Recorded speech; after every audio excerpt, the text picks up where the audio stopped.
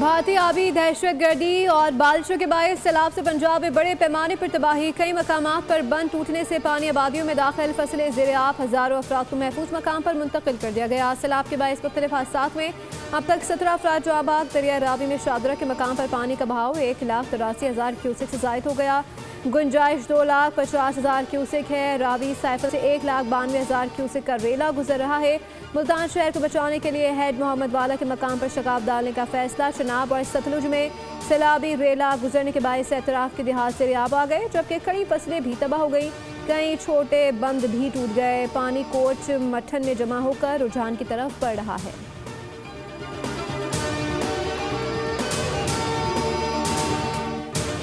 वज़ीर-ए-आज़म का सैलाब से मुतासर इलाकों का दौरा, फ़िज़ाई मुआयना करवाया गया। इमदादी कार्रवाइयों से मुतालिक ब्रीफिंग। वज़ीर-ए-आज़म के हमरा वज़ीर आला पंजाब मरियम नवाज़, चेयरमैन NDMA और वफाकी वज़रा भी मौजूद थे।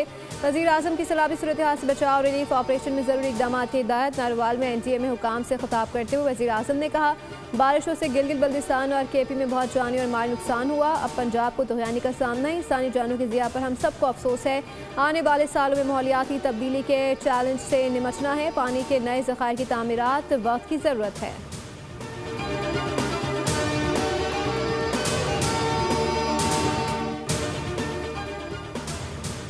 और वज़ीर आला पंजाब मरियम नवाज़ दरियाए रावी पहुँच गई। कश्ती में सवार होकर सैलाब की सूरत हाल का जायजा लिया। हुकाम की जानिब से सैलाब की ताज़ा तरीन सूरत हाल पर ब्रीफ किया गया। मीडिया से गुफ्तगू में कहा, हमारे 3 दरियाओं पर पानी का शदीद दबाव है। गुंजाइश से ज़ायद पानी आया जिसकी तवक्को नहीं थी।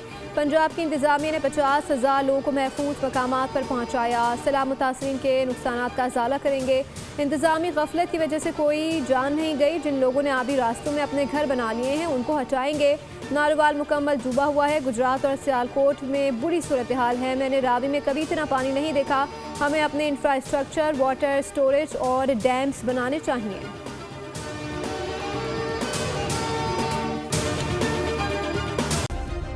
सब्सक्राइब करें और बेल दबाएं ताकि कोई खबर रह न जाए।